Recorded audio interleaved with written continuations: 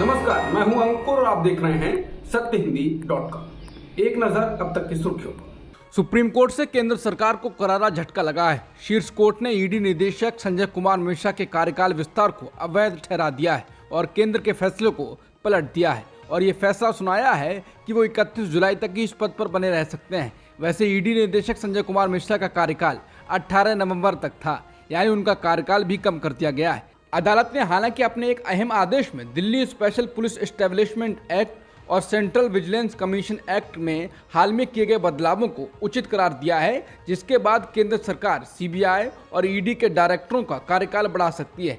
अदालत ने इनके 2 साल के तय कार्यकाल के अलावा 3 और साल के लिए कार्यकाल बढ़ाने का आदेश दिया है। इससे पहले केंद्र सरकार ने ईडी डायरेक्टर मिश्रा का कार्यकाल 2020, 2021 और 2022 में एक साल के लिए बढ़ा दिया था। 1984 बैच के IRS अधिकारी संजय कुमार मिश्रा को नवंबर 2018 में 2 साल के लिए ईडी का डायरेक्टर बनाया गया था। बता दें, इस मामले में याचिका देने वालों में कांग्रेस प्रवक्ता रणदीप सिंह सुरजेवाला, कांग्रेस नेता जया ठाकुर और तृणमूल कांग्रेस की नेता महुआ मोइत्रा और साकेत गोखले शामिल थे।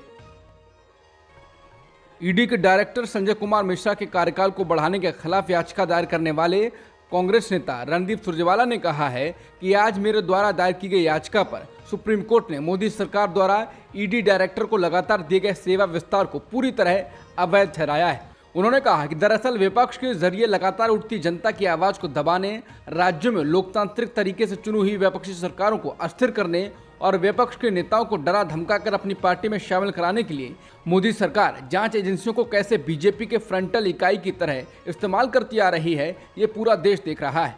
आज सुप्रीम कोर्ट के इस फैसले ने भी साबित कर दिया है कि मोदी सरकार संविधान और कानून को ताक पर रखकर दिन दहाड़े लोकतंत्र का गला घोटने में जुटी है। उन्होंने इसके साथ ही कहा कि मेरे विचार में माननीय सुप्रीम कोर्ट को ईडी व सीबीआई डायरेक्टर के एक्सटेंशन के कानून की वैधता को सही ठहराने वाले फैसले पर भी पुनर्विचार करने की जरूरत है। सुप्रीम कोर्ट में मंगलवार को प्लेस ऑफ वर्शिप एक्ट यानी पूजा स्थल अधिनियम 1991 के खिलाफ दायर याचिका पर सुनवाई हुई। सुप्रीम कोर्ट में इस कानून की वैधता को चुनौती दी गई है। इस मामले में सुनवाई करते हुए कोर्ट ने केंद्र सरकार को 3 महीने में जवाबी हलफनामा दाखिल करने को कहा है। सुप्रीम कोर्ट ने हलफनामा दाखिल करने में एक बार फिर केंद्र सरकार को मोहलत दे दी है। केंद्र सरकार की ओर से पेश सॉलिसिटर जनरल तुषार मेहता ने कहा कि ये मामला विचाराधीन है और सरकार को जवाब दाखिल करने के लिए कुछ और समय चाहिए। बता दें, 1991 में प्रधानमंत्री PV नरसिंह राव सरकार ये कानून लेकर आई थी। प्लेस ऑफ वर्शिप एक्ट या पूजा स्थल अधिनियम 1991 कहता है कि देश की आज़ादी से पूर्व यानी 15 अगस्त 1947 से पहले अस्तित्व में आए किसी भी धर्म के पूजा स्थल को किसी दूसरे धर्म के पूजा स्थल में नहीं बदला जा सकता है। कानून के मुताबिक आज़ादी के समय जो धार्मिक स्थल जैसा था वैसा ही रहेगा। अगर कोई व्यक्ति इस कानून का उल्लंघन करने का प्रयास करता है तो उसे जुर्माना और 3 साल की जेल की सजा हो सकती है। यह कानून तब आया जब बाबरी मस्जिद और अयोध्या का मुद्दा बेहद गर्म था। माना जाता है कि बाबरी मस्जिद के विवाद के बाद अन्य जगहों पर वैसा विवाद होने से रोकने के लिए एक कानून बनाया गया था। हालांकि अब कुछ लोग इस कानून को हटाने की बात कर रहे हैं। निवेशक बैंक गोल्डमैन सैक्स ने एक रिपोर्ट में कहा है कि भारत के 2075 तक जापान, जर्मनी और संयुक्त राज्य अमेरिका को पीछे छोड़ते हुए दुनिया की दूसरे सबसे बड़ी अर्थव्यवस्था बनने का अनुमान है। भारत वर्तमान में दुनिया की 5वीं सबसे बड़ी अर्थव्यवस्था है, यानी आज से 50 साल बाद भारत की अर्थव्यवस्था चीन को छोड़कर बाकी सभी बड़ी अर्थव्यवस्थाओं को पीछे छोड़ चुकी होगी। गोल्डमैन सैक्स ने कहा है कि चूंकि भारत की 1.4 बिलियन लोगों की आबादी दुनिया की सबसे बड़ी हो जाएगी, इसलिए इसके GDP का नाटकीय रूप से विस्तार करने का अनुमान है। गोल्डमैन सैक्स रिसर्च प्रोजेक्ट का आकलन है कि भारत की अर्थव्यवस्था 2075 तक दुनिया की दूसरी सबसे बड़ी अर्थव्यवस्था होगी। पश्चिम बंगाल में हिंसा प्रभावित पंचायत और ग्रामीण निकाय चुनाव में वोटों की गिनती फिलहाल जारी है। टीएमसी अब तक 8,692 सीटों पर और बीजेपी 1,453 सीटों पर आगे है। वोटों की गिनती कल 19 जिलों के 696 मतदान केंद्रों पर पुनर्मतदान के एक दिन बाद आज सुबह से जारी है। इस चुनाव में अब तक 37 लोगों की जान जा चुकी है, जिनमें से 18 लोगों की मौत शनिवार को मतदान के दिन हुई थी। मतगणना केंद्रों के बाहर चल रहे विरोध प्रदर्शन और हिंसा के बीच अधिकारियों ने किसी भी अप्रिय घटना को रोकने के लिए आईपीसी की धारा 144 लागू कर दी है। सुप्रीम कोर्ट ने मंगलवार को संविधान के आर्टिकल 370 में बदलाव को चुनौती देने वाली याचिकाओं पर रोजाना सुनवाई के लिए 2 अगस्त 2023 की तारीख तय कर दी है। ये सुनवाई सोमवार से शुक्रवार तक हुआ करेगी। अदालत ने कहा है कि 27 जुलाई तक सभी पक्ष इस मामले में अपना जवाब दाखिल करा दें। उसके बाद कोई बदलाव कराने की अनुमति नहीं होगी। इसके बाद 2 अगस्त को अगली सुनवाई की जाएगी। बता दें, केंद्र सरकार ने आर्टिकल 370 में बदलाव करके जम्मू और कश्मीर का विशेष राज्य का दर्जा छीन लिया था। कुछ याचिकाओं में जम्मू कश्मीर पुनर्गठन अधिनियम 2019 को भी चुनौती दी गई है, जिसने जम्मू कश्मीर को केंद्र शासित प्रदेशों जम्मू कश्मीर और लद्दाख में विभाजित कर दिया था। धारा 370 पर सुनवाई करने वाली बेंच में चीफ जस्टिस के अलावा सुप्रीम कोर्ट के जस्टिस संजय किशन कौल, संजीव खन्ना, BR गवई और सूर्यकांत हैं। अनुच्छेद 370 पर केंद्र सरकार के द्वारा दाखिल नए हलफनामे को लेकर सुप्रीम कोर्ट सुनवाई नहीं करेगा। सुप्रीम कोर्ट की संविधान पीठ ने कहा है कि वो सिर्फ संवैधानिक मुद्दे पर सुनवाई करेगा। केंद्र के नए हलफनामे का इस मामले में कोई प्रभाव नहीं है। CJ चंद्रचूड़ ने कहा कि संघ के ताजा हलफनामे का संवैधानिकता से जुड़े मामले की खूबियों पर कोई असर नहीं पड़ेगा। वहीं कुछ याचिकाकर्ताओं की ओर से पेश सीनियर एडवोकेट दुष्यंत दबे ने कहा कि संघ के हलफनामे की अवहेलना की जानी चाहिए। वहीं सुप्रीम कोर्ट की संविधान पीठ ने सभी पक्षकारों से अपना जवाब देने के लिए कहा है। सुप्रीम कोर्ट ने फैसला किया है कि अनुच्छेद 370 को लेकर दायर याचिकाओं पर सुप्रीम कोर्ट 2 अगस्त से रोज सुनवाई करेगा।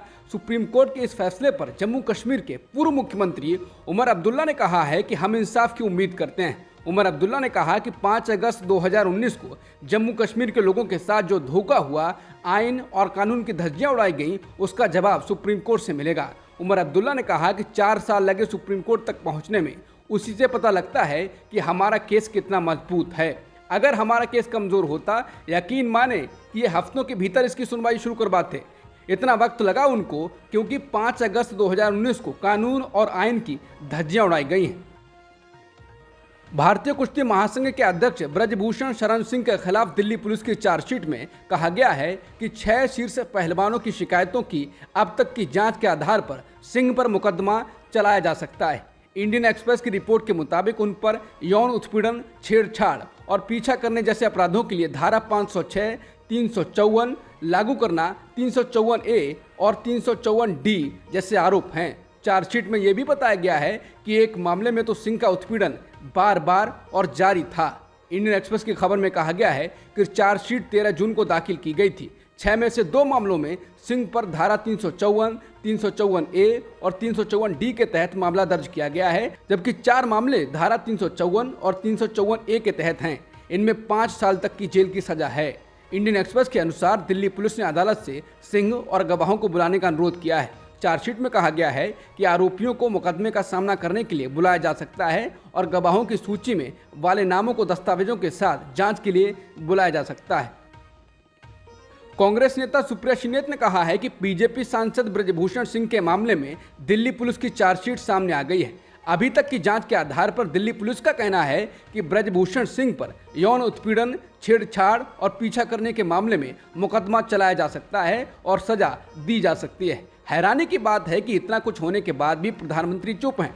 उन्होंने इसके साथ ही कहा है कि इस मामले में हमारे पीएम मोदी से कुछ सवाल हैं कि पीएम मोदी महिला पहलवानों से जुड़े इस मुद्दे पर खामोश क्यों हैं, अपने इस चहेते सांसद को पार्टी से कब बाहर करेंगे, बीजेपी सांसद ब्रजभूषण की गिरफ्तारी कब होगी और आपकी सरकार ब्रजभूषण को संरक्षण देना कब बंद करेगी।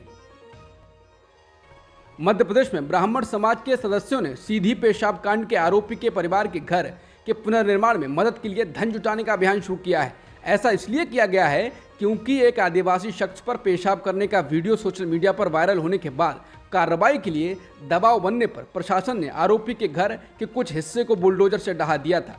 प्रशासन द्वारा जिस पर घर को ढहाया गया उसमें आरोपी प्रवेश शुक्ला अपनी पत्नी, 3 साल की बेटी और माता पिता के साथ रहता था। घर को ढहाए जाने से समुदाय के लोग नाराज हैं। सोशल मीडिया पर कि कुछ लोगों ने तर्क दिया है कि जब अपराध प्रवेश शुक्ला का था तो उसके माता पिता, पत्नी और बेटे का क्या कसूर था।